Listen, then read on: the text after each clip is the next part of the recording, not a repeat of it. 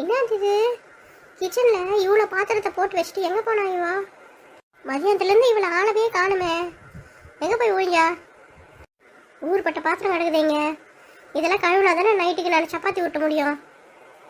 அவள் பிறந்த வீட்டில் என்னதை தான் கற்றுக் கொடுத்தாங்கன்னு தெரில. பாத்திரம் வளர்க்க மாட்டா, துணி துவைக்க மாட்டா, வீட்டு வேலை ஒன்றும் செய்ய மாட்டா, ஒழுங்காக சமைக்க மாட்டேங்கிறா. சரி, இவளை நம்ம பையனுக்கு கல்யாணம் பண்ணி பெரிய தப்பு பண்ணிட்டோம். கல்யாணம் பண்ணின்னு வந்தாலே ஏதாவது டவுரி கொண்டு வந்தாலா? ஒரு பீரோவோ கட்டிலோ இல்லை தங்க நகையோ இல்லை பாத்திரம் பண்ணமோ ஒன்றும் எடுத்துன்னு வரலம்மா.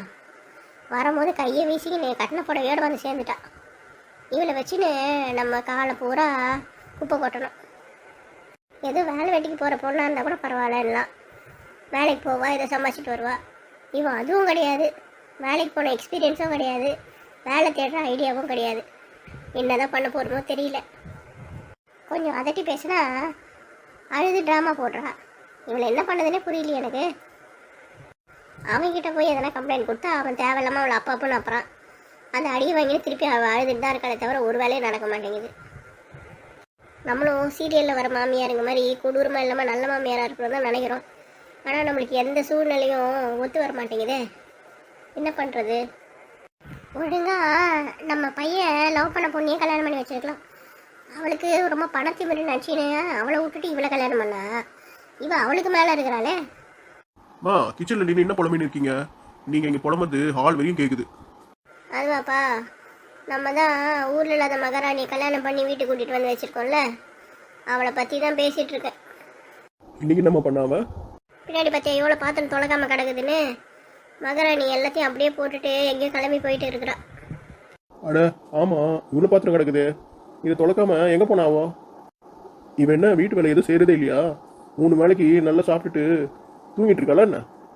ஆமாப்பா, ஏதோ லாட்ஜில் தங்குற மாதிரி 3 வேலைக்கு வந்து மூக்க பிடிக்க தின்ட்டு போயினே இருக்கப்பா. ஒரு வேலையும் செய்கிறது இல்லாமல் ஏதாவது வேலையை சொன்னாலும் அரைக்குறையாக செஞ்சுட்டு போகிறா. அவள் செய்கிற வேலையை மறுபடியும் நம்ம 2வது தடவை பண்ணுற மாதிரி இருக்குது. ஆமாம் ஆமாம், நேற்று என் வாத்த வீட்டுக்கு போகிறேன்னு என்கிட்ட பர்மிஷன் கேட்டுட்டு இருந்தா. ஒரு வேளை அங்கே தான் போயிருப்பான்னு நினைக்கிறேன். வரட்டும் அவளுக்கு இன்னைக்கு இருக்குது. ஏதாவது பிரச்சனைனா வாயிலே பேசி தீர்க்க பாருப்பா. அடிக்கடி கை வாங்காத. நம்ம வீட்டில் இருக்கால உன் தங்கச்சி, அவள் இதெல்லாம் பார்த்து ரொம்ப டென்ஷன் ஆகுறா. நீ பாட்டு அடிச்சுட்டு போயிடுற. உன் தங்கச்சி என்கிட்ட சண்டைக்கு வந்துடுறா. எதுக்குமா அண்ணி இப்படி குடும்பை பண்ணுறீங்க? எங்கேயாவது போய் நான் கம்ப்ளைண்ட் கொடுத்துட்டு வேணே என்னை மிரட்டுறாப்பா. ஆமாம், அவள் பெரிய அவள் சொல்லதெல்லாம் கேட்டுக்கிட்ட பயந்துட்டு இருக்கீங்க. என்ன இருந்தாலும் நீ அவளை அடிக்கிறது கொஞ்சம் கம்மி பண்ணிக்கப்பா. கல்யாணம் ஆகி 1 வருஷம் கூட அவளை, அதுக்குள்ளே ஒரே அடித்தடியாக இருக்குது வீட்டில். நான் இந்த அளவுக்கு அவகிட்ட கடுமையாக இருக்கும்போது வீட்டு வேலை எதையுமே ஒழுங்காக செய்ய மாட்டேங்கிறா. இன்னும் அவகிட்ட நல்லா பேசணும்னு வச்சுக்கோங்க, நம்ம தலைமையில் ஏறி வந்து டான்ஸ் தான் ஆடுவான். யார் எங்கே வைக்கணுமோ அங்கே தான் வைக்கணும். இப்போயே அவளை லூஸில் விட்டோன்னு வச்சுக்கோங்க, போக போக ஒரு வேலையும் செய்ய மாட்டா, நம்ம சொல்கிற பேச்சும் கேட்க மாட்டா. அண்ணா, நீ பேசுறது கொஞ்சம் கூட நியாயமே இல்லை. அண்ணி ஒன்றும் இந்த வீட்டோட அடிமை கிடையாது நீ சொல்கிறதெல்லாம் கேட்கறதுக்கு. அவங்க எல்லா பாத்திரத்தையும் கழுவி போட்டுட்டு தான் போனாங்க. அவங்க போன அப்புறமா திருப்பி இவ்வளோ பாத்திரத்தை அம்மா தான் போட்டு வச்சுருக்காங்க. ஃபஸ்ட்டு உண்மை என்னன்னு புரிஞ்சுக்கிட்டே பேசு. தேவையில்லாமல் எல்லா பழியும் அவங்க மேலே போடாத. எதுக்கடி எப்போ பார்த்தாலும் என் மேலே குறை சொல்லிகிட்டே இருக்க? பின்ன என்னம்மா, சாயந்தரம் எல்லா பாத்திரத்தை கழுவி போட்டுட்டு தான் அண்ணி அவங்க வீட்டுக்கு போனாங்க. அதுவும் இல்லாமல் என்கிட்ட இன்ஃபார்ம் பண்ணிட்டு தான் போனாங்க. நீ பாட்டுக்கிட்டு கண்டபடி பேசிகிட்டு இருக்க.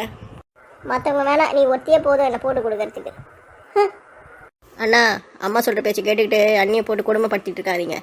அவங்களால முடிஞ்ச எல்லா வேலையும் அவங்க செஞ்சுட்டு தான் இருக்கிறாங்க. அப்படி இருந்தும் அம்மா அவங்க மேலே ஒரே குறையாக தான் சொல்லிட்டு இருக்காங்க. எனக்கு எல்லாம் தெரியும், நீ வேலையை பார்ப்போம்.